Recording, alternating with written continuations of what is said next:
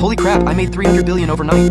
Just when I was ready to kick back and live the easy life, I suddenly came across a post my wife had just made. Happy 18th birthday, baby. I felt relieved for a second. My daughter was finally an adult. But the second I opened the photo, I froze. The girl in my wife's arms was a complete stranger. What shocked me even more was that this girl was leaning against the Ferrari I bought for my daughter. And my real daughter was kneeling there in a maid outfit turned into it.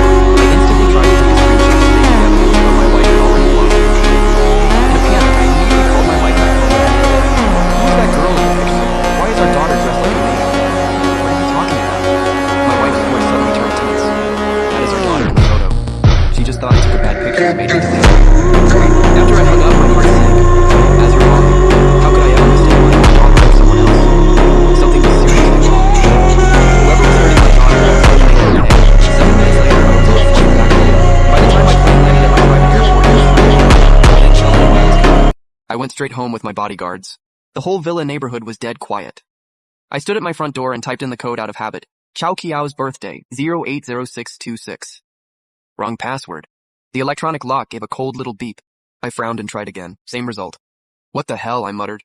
Then I entered my wedding anniversary with Bai Ningbing. Still wrong. I had installed this lock right before I went abroad, and I had set it to Chow Kiao's birthday on purpose. I told a bodyguard to climb over the wall and open the gate from the inside. I rushed to the front door, tried to unlock it with my key, and realized the lock had been changed. Just as I was wondering whether I should break a window, a light suddenly came on upstairs. Who's there? A girl's voice came from upstairs. My heart skipped a beat. It was unfamiliar, definitely not Chow Kiao's. Under the moonlight, the girl shrieked, "Security! Somebody get over here! There's a thief trying to break in!" I stood there with my hands in my pockets. Then why don't you tell me whose house this is? This is the Fang family home. She lifted her chin smugly. I'm warning you, my dad is the chairman of Fang Group. I almost laughed. Funny. My last name is Fang, too. Ha! She spat out the window. A broke loser like you thinks he gets to use the name Fang? I'm calling my dad right now to deal with you. After my bodyguards forced the door open, I ran straight to Chow Kiao's room upstairs. The moment I pushed the door open, my blood ran cold. Chow Kiao's room had been completely cleared out. The wall no longer had her favorite paintings.